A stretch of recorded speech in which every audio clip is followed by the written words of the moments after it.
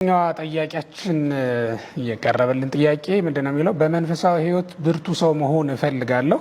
መፈለግ ብቻም አይደለም እጀምራለሁ፣ ነገር ግን አቅቶኝ እመልሳለሁ። ምን ባደርግ ይሻለኛል የሚል ጥያቄ ነው እህታችን ያቀረበችልን የላከችልን ጥያቄ ማለት ነው። እንደው ስንመርጥ ጥያቄዎችም ብዙ ጥያቄዎች ነበሩ፣ ግን ከዛ መካከል እንደው ለብዙ ሰዎች ጥያቄ ሊሆን ይችላል ብለን ያሰብናቸውን የመረጥነውና እንግዲህ መልሶችን እግዚአብሔር መልስ ይሰጣል። እኛ ደግሞ ጥያቄያችንን ወደ እግዚአብሔር እናቀርባለን እና የእግዚአብሔር ቤተሰቦች እግዚአብሔር መልስ እንዲሰጠን በብርቱ ልመና በብርቱ ጸሎት እናንተም እንድታግዙን እየጠየቅኩ ወደ ጥያቄው መመለስ እገባለሁ ማለት ነው። መንፈሳዊ ህይወት ለአንድ ክርስቲያን መጎልበት መጠንከር ባለበት ልክ መጠንከር እንዳለበት ምንም ጥርጥር የለውም፣ ጥያቄ የለውም። አንድ ክርስቲያን ዓለምን አሸነፈ የሚባለው በመንፈሳዊ ህይወቱ ሲበረታ ወይም ደግሞ ሲጎለብት ነው የሚሆነው ማለት ነው። የዓለምን ያሸነፈ ክርስቲያን ምልክቱ ምንድነው ካላችሁ መንፈሳዊ ህይወቱ መበርታቱ ወይም ደግሞ መጎልበቱ ነው የሚሆነው ማለት ነው። እና አምላካችን መድኃኒታችን ኢየሱስ ክርስቶስ ከወረደ ከተወለደ በኋላ ሲወለድም በመንፈስ ቅዱስ ተጸንሶ በመንፈስ ቅዱስ ተወለደ። ሲጠመቅም መንፈስ ቅዱስ ከሰማይ ወርዶ በርግብ አምሳል ሲመሰክርለት ታየ። የባህሪ ልጅነቱን ከመንፈስ ቅዱስ አስመሰከረ እንላለን። ወደ ገዳምም ሲገባ ወይም ዘወሰደው መንፈስ ለዚህ ኢየሱስ ገዳም አይደል የሚለው። ከዚህ በኋላ ከዲያብሎስ ሲፈተን ዘንድ ወደ ገዳም መንፈስ ወሰደው ነው የሚለው። ስለዚህ ያደረጋቸውን ነገሮች በጠቅላላ በመንፈስ ቅዱስ የተደረጉ ወይም በመንፈስ የተደረጉ መሆናቸውን መጽሐፍ ቅዱስ ይነግረናል ማለት ነው። ከዛ በኋላ እኛ ሁላችንም ከመንፈስ እንወለድ ዘንድ ወይም ከመንፈስ ቅዱስ እንወለድ ዘንድ ተፈቀደልን ማለት ነው።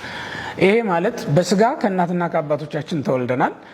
በስጋ በተወለድነው ልደት ይህን ዓለም ወርሰን እንኖራለን። በመንፈስ ደግሞ ከመንፈሳዊው ዓለም ከእግዚአብሔር መንግስት እንወርስ እንካፈል ዘንድ ከእግዚአብሔር ከረቂቁ አምላክ በመንፈስ እንወለዳለን። በጥምቀት ነው እሱም የምንወለደው። ይህም በዮሐንስ ወንጌል ምዕራፍ 3 ላይ ተጽፎ እንደምናገኘው በተለይ ቁጥር 6 ላይ ከውሃና ከመንፈስ ያልተወለደ ነው የሚለው አይደል መጽሐፍ ቅዱሳችን። ስለዚህ ከመንፈስ ቅዱስ የምንወለዳት ልደት ምን አይነት ናት ትሉኝ እንደሆነ ከመንፈስ ቅዱስ የምንወለዳት ልደት ረቂቅ የሆነች ልደት ናት። እሷም በእግዚአብሔር ጥበብ እና በእግዚአብሔር ፈቃድ የምትከናወን ናት። በስጋ እንደተወለድነው ልደት ልያት ልዳሳት ቢሏት ሊያዩት ሊዳስሷት የማይቻል ረቂቅ የሆነና ድንቅ የሆነች ልደት ናት። ልክ ማስረጃ ሊሆነን የሚችለው አምላካችን መድኃኒታችን ኢየሱስ ክርስቶስ ከቅድስት ድንግል ማርያም በመንፈስ ቅዱስ ተጸንሶ በመንፈስ ቅዱስ መወለዱ ብቻ። በመንፈስ ቅዱስ ተጸንሶ በመንፈስ ቅዱስ መወለዱን እናምናለን። በመንፈስ ቅዱስ ተጸንሷልና ማኅተመ ድንግልናዋን በመጸነሱ አላጠፋውም። በመንፈስ ቅዱስ ተወልዷልና ማኅተመ ድንግልናዋ ሳይፈታ ወይም ደግሞ ሳይለወጥ እመቤታችን ቅድስት ድንግል ማርያም ወለደችው እንላለን።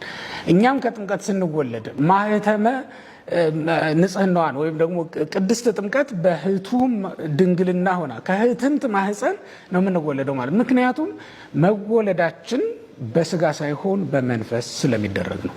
በስጋ ከሚደረግ ልደት በስተቀር ማኅተመ ድንግልናን መፍታት የሚችል ልደት የለም። እመቤታችን ቅድስት ድንግል ማርያም ክርስቶስን በስጋ የወለደችው ቢሆንም የወለደችው ግን በመንፈስ ቅዱስ ነውና በድንግልና ጸንሳ በድንግልና ወለደችው እንላለን። ክርስቶስ በስጋ ሲወለድ ማኅተመ ድንግልናዋን አለመለወጡ ለምን ይመስላችኋል? እኛ ራሳችን በመንፈስ እንወለድ ዘንድ ነው አይደል? በስጋ መወለዱ በመንፈስ ለመወለድ አብቅቶናል።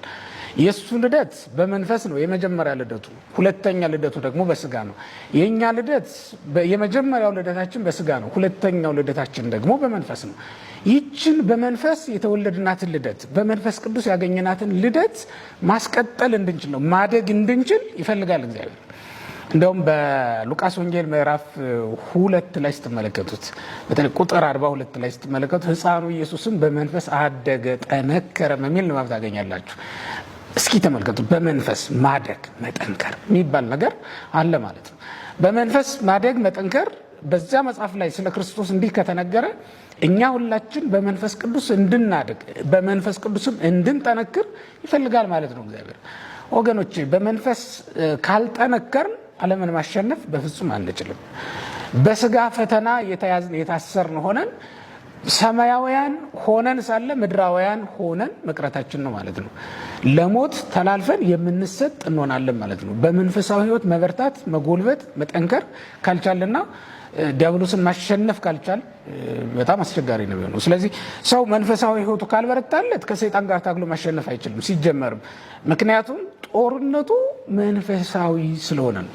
እስመ ይኮነ ቃትልክሙ ምስለ ዘሥጋ ወደም ቅዱስ ጳውሎስ ባስተማረው በኤፌሶን መልእክቱ ላይ ምዕራፍ 6 ቁጥር 10 ላይ ምንድነው የሚለው? መጋደላችን ከስጋና ከደም ጋር አይደለም የሚለው። መጋደላችን ተመልከቱት፣ ከስጋና ከደም ጋር አይደለም። ታዲያስ ከመንፈሳውያን ሰራዊት ጋር ነው ይላል።